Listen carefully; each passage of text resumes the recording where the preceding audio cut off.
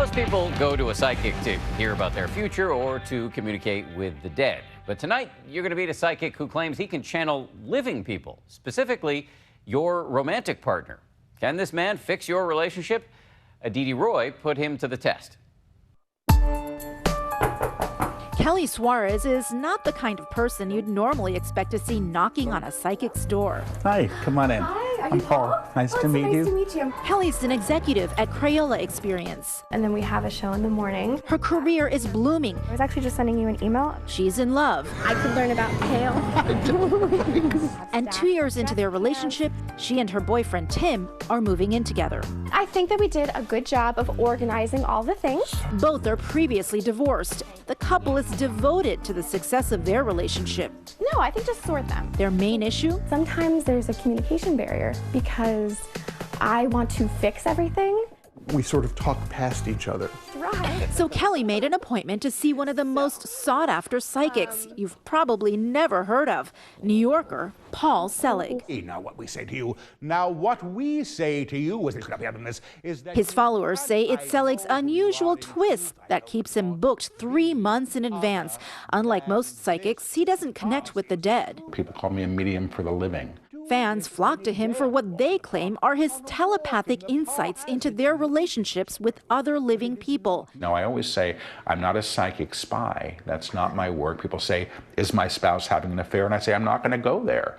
But I can tune into the spouse and I can tune into the dynamic between the two of you. Do you actually hear voices? My physical ears sort of aren't involved. What it's like is I sort of imagine myself letting go of the driver's wheel and climbing into the back seat of the car. And I'll hear one phrase repeated in my head again and again and again until I give it voice. The moment I give it voice, everything else tumbles out on top of that. His longtime clients swear by him. Take Sammy Hagar, the hard-rocking lead singer of Van Halen, famous for hits like Right Now and I Can't Drive 55.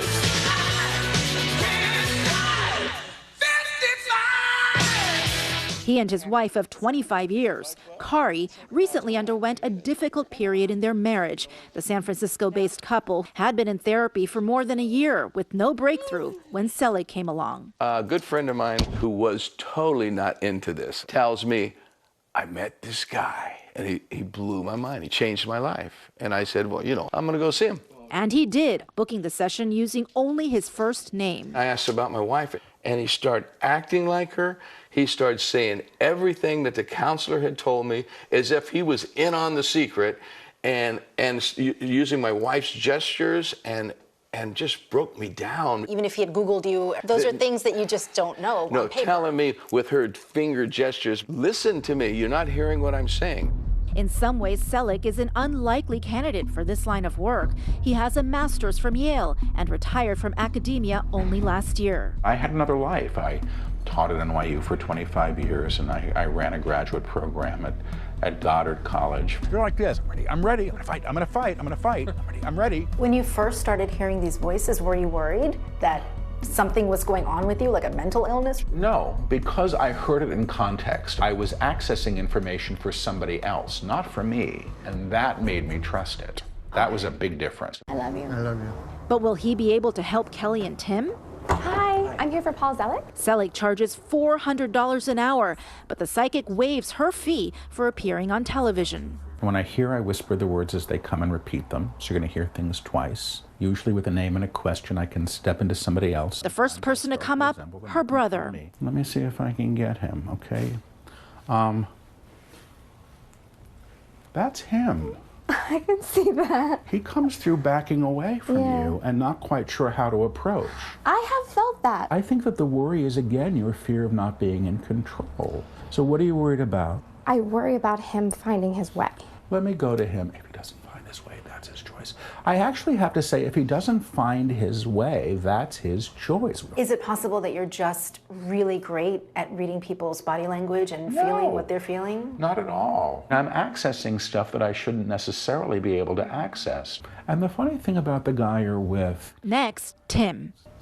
I don't think he really wants you to be any different than you are. I just think he wants you to love him as he is. Mm-hmm. Do you know? Mm-hmm. Like, this is who I am.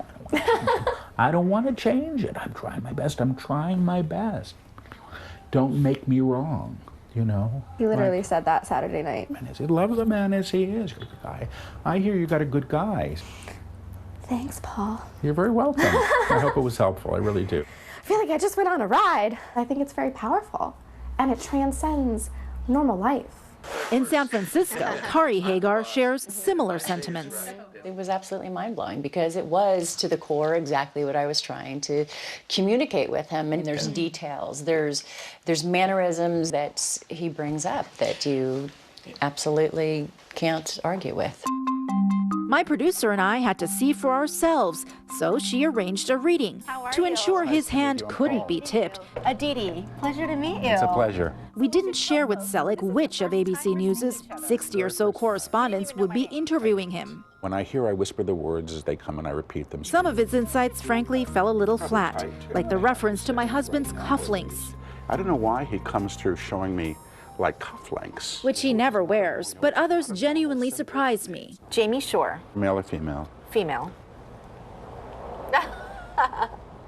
This is her. She calls you in, and she's frankly protective of you. Very. Skeptics, of course, routinely distrust psychics. How do you convince people who have never experienced that exists? I don't try to. You know, I'm not a spiritual teacher, I'm not a guru, and I don't want to be. Back in New York, Kelly is still digesting her reading. I think that was better than therapy because it's as if he cut to the quickly. And her boyfriend, Tim, is optimistic. It's going to give us stuff to talk about for the rest of tonight as we go home. We're going to talk about it tomorrow. I think we're going to talk about it a week from now. The couple hoping their story has a predictably happy ending. For Nightline, I'm Aditi Roy in San Francisco.